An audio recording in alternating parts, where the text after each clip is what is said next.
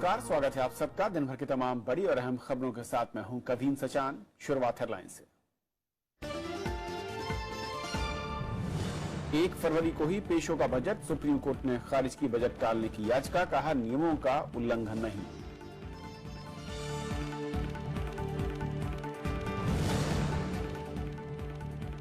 जल्लीकट्टू पर तमिलनाडु में विधेयक सर्वसम्मत से पारित, अध्यादेश की लेगा जगह। पुलिस कार्रवाई के बाद हिंसक हुए लोग।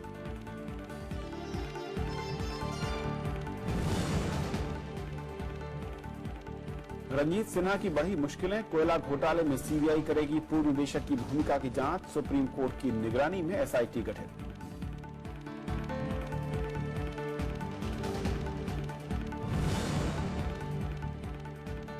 दिल्ली में अभिभावकों को बड़ी राहत, निजी स्कूलों में फीस बढ़ाने पर सुप्रीम कोर्ट ने लगाई रोक, कहा नियमों का हो पालन।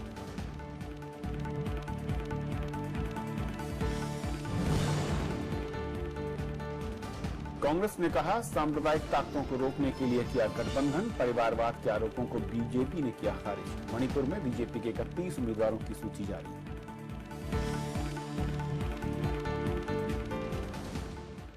और आइए देखते हैं पहली खबर।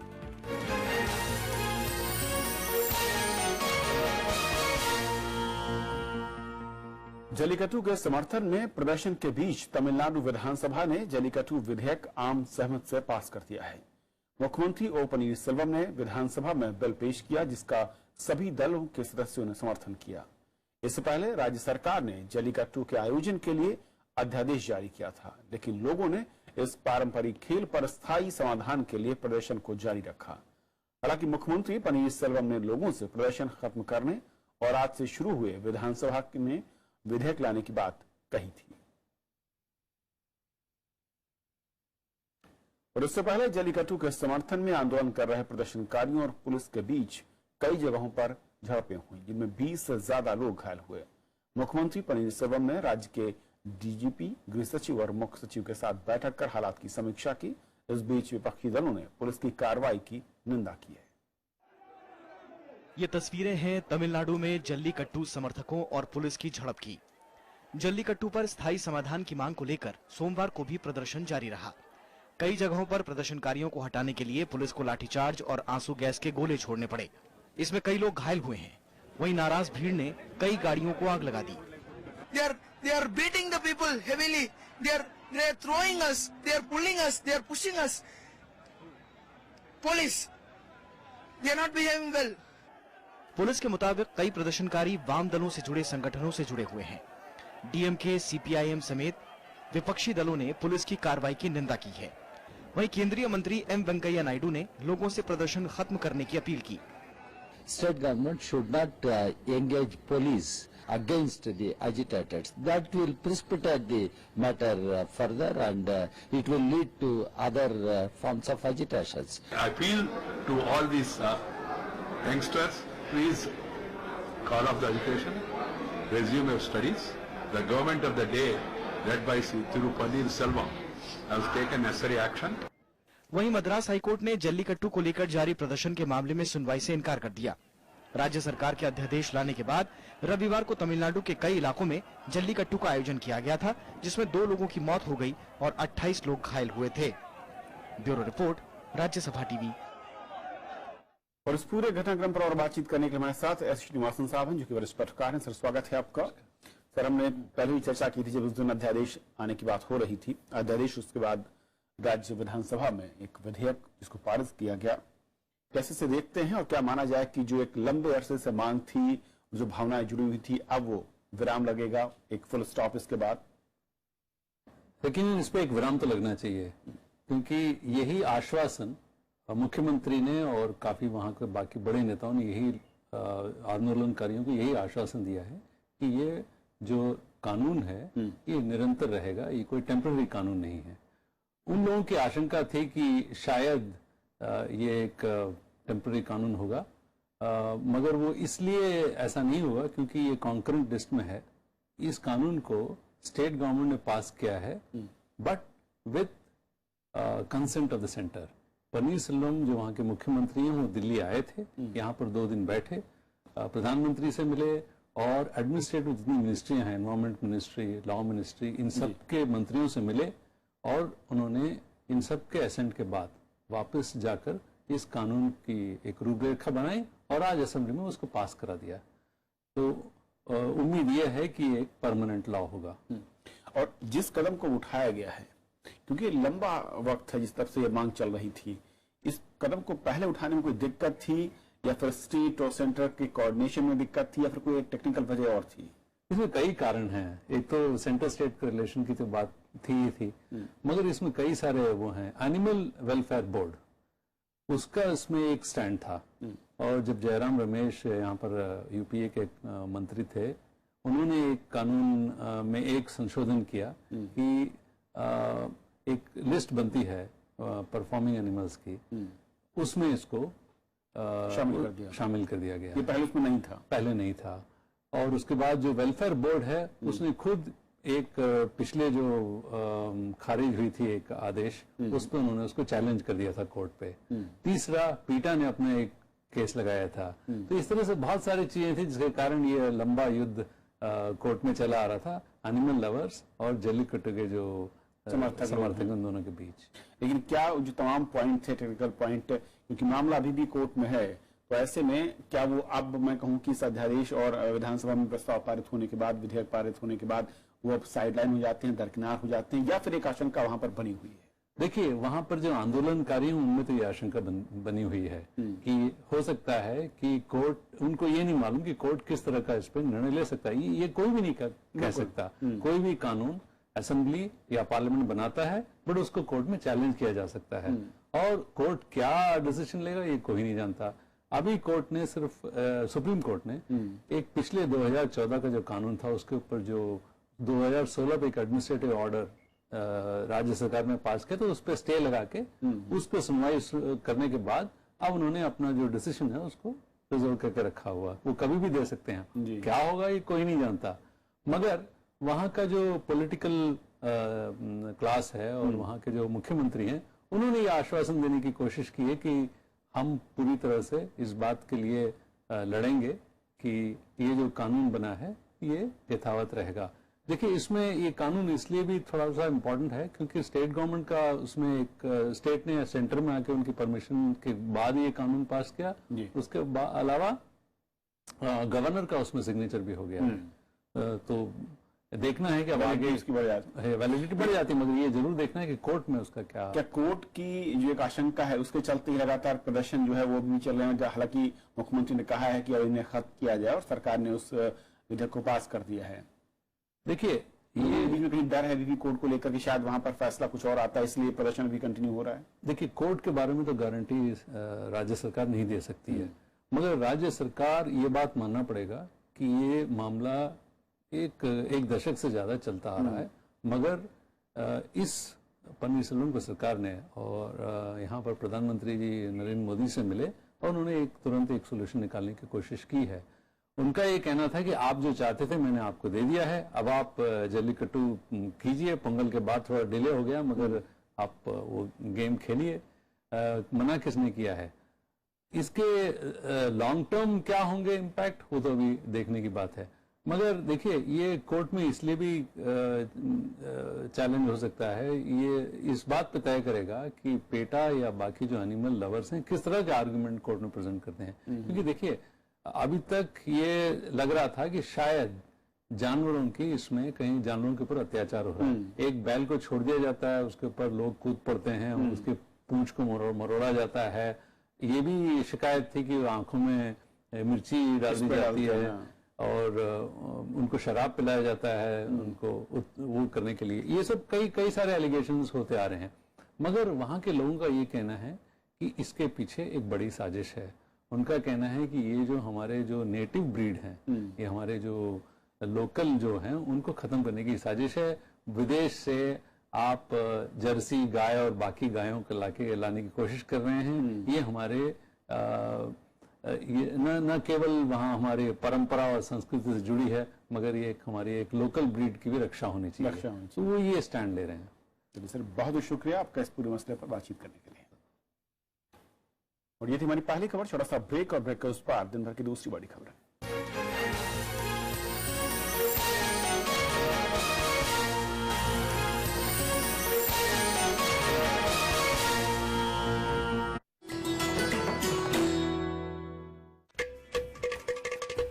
घटम, प्राचीन दक्षिण भारतीय ताल वाद्य।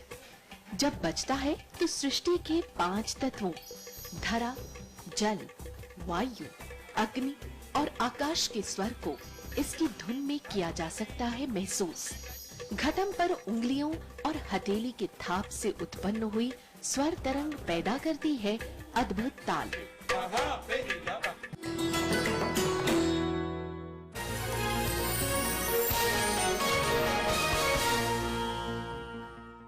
उत्तर प्रदेश में सीटों के बंटवारे और गठबंधन की गांठ सुलझने के बाद राजनीतिक दलों के सामने बगावत से निपटने और वोटरों को अपने पक्ष में गोलबंद करने की चुनौती है। राज्य में पहले चरण के नामांकन की प्रक्रिया मंगलवार को खत्म हो रही है। उत्तर प्रदेश में गठबंधन की माथापच्ची के बाद बीजेपी और कांग्रेस आगे की रणनीति बनाने में जुट गई हैं। लंबी मशक्कत के बाद कांग्रेस और समाजवादी पार्टी ने सीटों के बंटवारे और उम्मीदवार तय करने का काम निपटा लिया है। अपर्णा यादव लखनऊ कैंट में रीता बहुगुणा जोशी के सामने चुनाव लड़ेंगी। गठबंधन के नेता राज्य में बड़ी जीत का दावा कर रहे हैं। निम्नलिखित प्रत्याशी घोषित किए जा रहे हैं। विधानसभा क्षेत्र संख्या 175 लखनऊ कैंट श्रीमती अपर्णा यादव। हमने ये निर्णय लिया था कि हम अपने बलबूते पे इलेक्शन लड़ेंगे, लेकिन बहुत सारे सेकुलर फोर्सेस इकट्ठे हो गए। लोगों को शायद संदेह ये हो गया कि इन हालात में शायद कोई ऑल्टरनेटिव नहीं बन पाएगा और बीजेपी ऑल्टरनेटिव हो सकता है, इसलिए हम सब इकट्ठे हो गए। बीजेपी ने ओम प्रकाश राजभर की भारत समाज पार्टी को 8 सीट दी है। ओम प्रकाश राजभर खुद मऊ से कौमी एकता दल के मुख्तार अंसारी के सामने चुनाव लड़ रहे हैं। बीजेपी राज्य में 2002 के बाद से सत्ता से बाहर है और इस बार वापसी की कोशिश में है। देखिए, लड़ाई तो उत्तर प्रदेश में सपा से भी है, बसपा से भी है, लेकिन सीटें अलग अलग क्षेत्र की हैं। तीनों अलग अलग नहीं, तीनों एक हैं।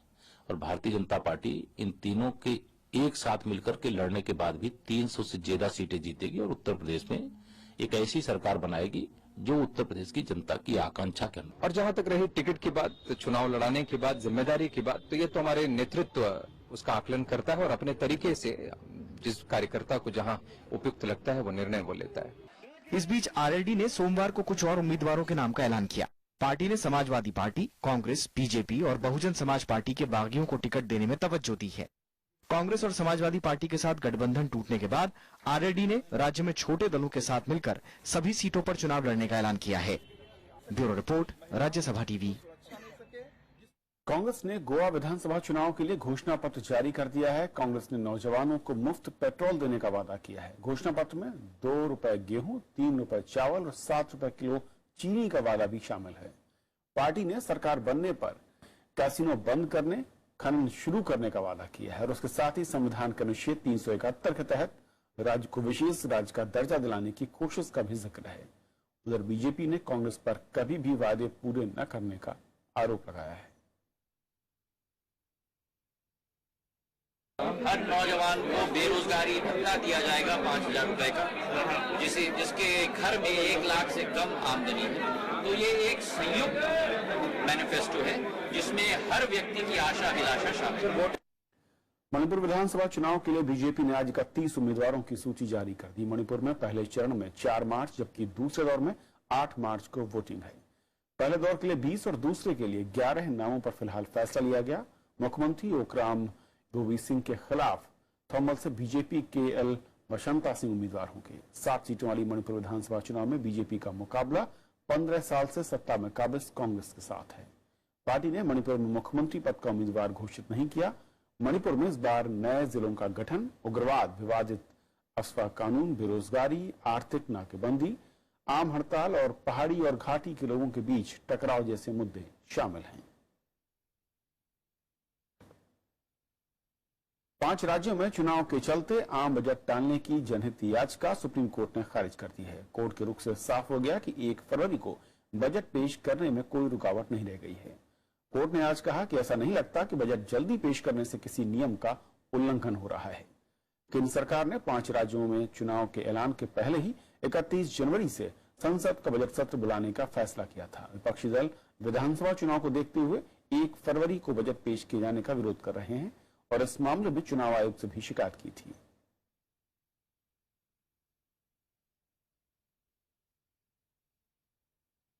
कोयला घोटाले में पद के दुरुपयोग मामले में सीबीआई के पूर्व निदेशक रंजीत सिन्हा की मुश्किलें बढ़ गई हैं। कोर्ट ने सीबीआई से उनकी भूमिका की जांच करने का आदेश दिया है। कोर्ट ने अपनी निगरानी में सीबीआई डायरेक्टर की अगुवाई में एक एसआईटी बनाई है जो रंजीत सिन्हा पर लगे आरोपों की जांच करेगी। कोर्ट ने आज कहा कि पहली निगाह में लगता है कि पूर्व सीबीआई प्रमुख रंजीत सिन्हा ने पद का गलत इस्तेमाल किया था। सुप्रीम कोर्ट ने पिछले साल 12 जुलाई को इस मामले में आदेश सुरक्षित रखा था। पिछली सुनवाई में सरकार ने कोर्ट से कहा था कि सीबीआई की जांच समिति ने पाया है कि इस घोटाले के हाई प्रोफाइल आरोपियों से रंजीत सिन्हा ने मुलाकात की थी और विजिटर्स डायरी असली है। इसमें क्या क्या क्रिमिनल ऑफेंस कमिट हुए प्रिवेंशन ऑफ करप्शन एक्ट के, ये इन्वेस्टिगेशन में देखा जाएगा। उन्होंने जो नए डायरेक्टर अपॉइंट हुए हैं सीबीआई के और उनके अंदर 2 ऑफिसर्स की एसआईटी गठन करने का आदेश दिया है और जो स्पेशल पब्लिक प्रोसिक्यूटर कोर्ट ने अपॉइंट करे हैं कोयले के मामले में मिस्टर चीमा, उनको बोला है कि वो उस टीम को लीगल हेल्प देंगे। सुप्रीम कोर्ट ने केंद्र सरकार से 1 हफ्ते के भीतर राष्ट्रीय मानवाधिकार आयोग के लिए महानिदेशक नियुक्त करने का निर्देश दिया है। जस्टिस जेएस खेर ने केंद्र सरकार से मानवाधिकार संस्था के सदस्यों को भी 4 सप्ताह के भीतर नियुक्त करने को कहा। अदालत ने कहा कि अगर इस मामले में सुनवाई शुरू कर दें और कोई आदेश पारित कर दें तो सरकार मुश्किल में आ सकती है।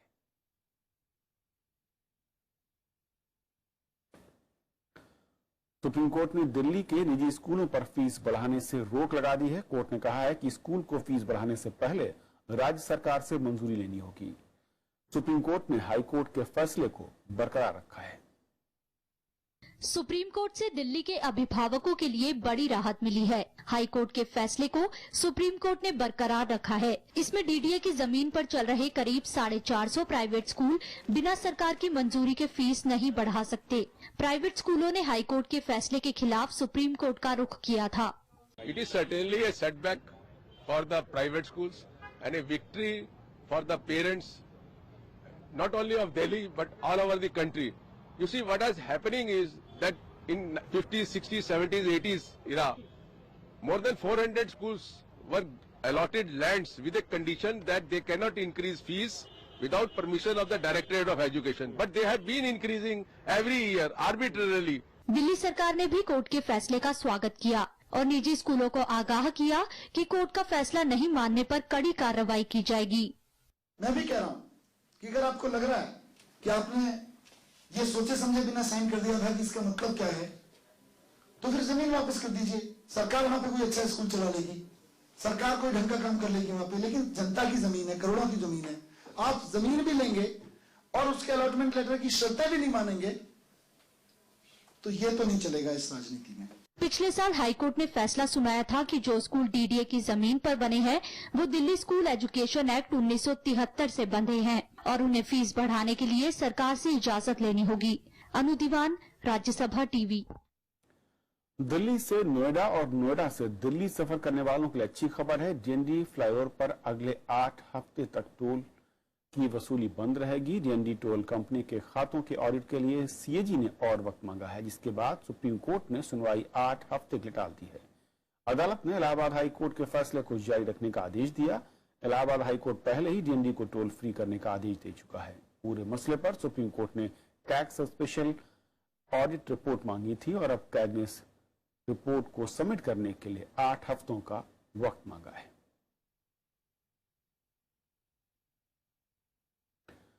हीराखंड एक्सप्रेस रेल हादसे की जांच के लिए एनआईए ने आज घटनास्थल का मुआयना किया। एनआईए हादसे के पीछे आतंकी साजिश से जुड़े दूसरे पहलुओं पर जांच करेगी। साथ ही हैदराबाद से आई फॉरेंसिक टीम भी घटनास्थल पर पहुंची। शनिवार रात हुए इस हादसे में रेलवे ने साजिश की आशंका जताई थी। हादसे में मरने वालों की संख्या बढ़कर 41 हो गई है। शनिवार देर रात जगदलपुर से भुवनेश्वर जा रही हीराखंड एक्सप्रेस नेहरू स्टेशन के पास हादसे का शिकार हो गई थी।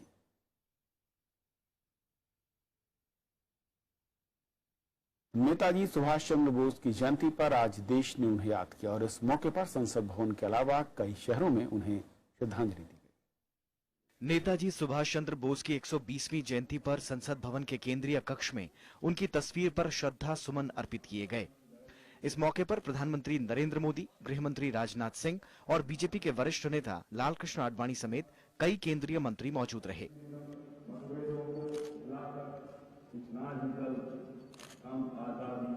वहीं देश के कई और इलाकों में भी विशेष कार्यक्रम आयोजित किए गए। जय हिंद और तुम मुझे खून दो मैं तुम्हें आजादी दूंगा जैसे नेताजी के नारे आज भी देशवासियों के खून में उबाल पैदा करने के लिए काफी हैं। नेताजी का जन्म कटक में हुआ, इंग्लैंड में पढ़ाई हुई और आईसीएस की परीक्षा पास की, लेकिन नौकरी से इस्तीफा दे दिया। इसके बाद वे भारतीय राष्ट्रीय कांग्रेस के साथ जुड़े। साल 1927 में उन्हें कांग्रेस में महासचिव और 1938 में राष्ट्रीय अध्यक्ष चुना गया। उन्होंने फॉरवर्ड ब्लॉक नाम से एक अलग पार्टी भी बनाई। साल 1943 में आजाद हिंद फौज का गठन कर दिल्ली चलो का नारा दिया। अगस्त 1945 में टोक्यो के लिए निकलते वक्त ताइहोकू हवाई अड्डे पर नेताजी का विमान हादसे का शिकार हो गया। स्वतंत्र भारत की अमरता का जय घोष करने वाला राष्ट्र प्रेम की दिव्य ज्योति जलाकर अमर हो गया। Bureau report, Rajya Sabha TV. बहादुरी की मिसाल कायम करने वाले 25 बच्चों को आज प्रधानमंत्री नरेंद्र मोदी ने राष्ट्रीय वीरता पुरस्कार से नवाजा। इनमें 12 लड़कियां और 13 लड़के शामिल हैं। 4 बच्चों को ये पुरस्कार मरणोपरांत दिया गया। ये बच्चे गणतंत्र दिवस की परेड में भी हिस्सा लेंगे। इस मौके पर प्रधानमंत्री ने बच्चों को महापुरुषों की आत्मकथा पढ़ने की सलाह दी। ये पुरस्कार हर साल भारत सरकार और भारतीय बाल कल्याण परिषद की ओर से दिए जाते हैं।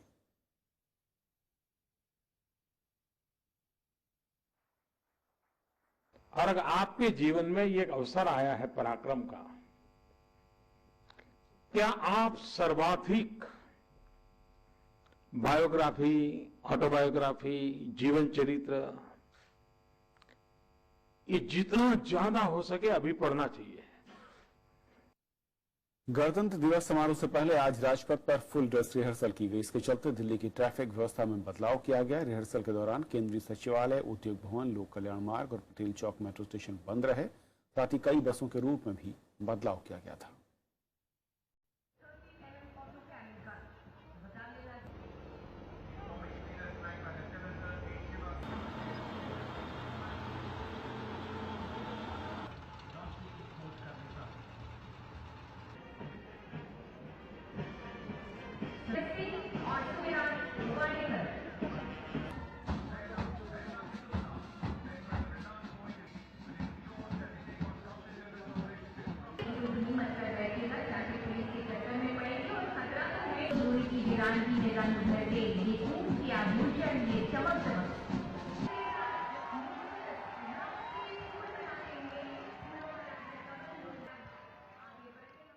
अमेरिकी राष्ट्रपति डोनाल्ड ट्रंप ने इजरायली प्रधानमंत्री बेंजामिन नेतन्याहू से फोन पर बात कर उन्हें व्हाइट हाउस आने का न्योता दिया है। दोनों नेताओं ने पश्चिमी एशिया में सुरक्षा स्थिरता सुनिश्चित करने के तरीकों पर चर्चा की। राष्ट्रपति ट्रंप ने अमेरिका और इजरायल के करीबी सैन्य, खुफिया और सुरक्षा सहयोग संबंधों पर अमेरिका की ओर से दिए जाने वाले महत्व का भी जिक्र किया। इससे पहले ट्रंप ने कार्यभार संभालते ही पूर्वी यरूशलेम में सैकड़ों नए घर बनाने की मंजूरी दी। प्रधानमंत्री बेंजामिन नेतन्याहू ने रविवार को इससे जुड़े प्रस्ताव पर मुहर लगा दी। इससे पहले बराक ओबामा ने अमेरिकी राष्ट्रपति रहते हुए इजरायल ने प्रस्ताव को कुछ दिनों के लिए टाल दिया था। हाल ही में संयुक्त राष्ट्र में बस्तियों के खिलाफ एक प्रस्ताव पारित किया गया था, जिसे अमेरिका ने वीटो करने से इनकार कर दिया था।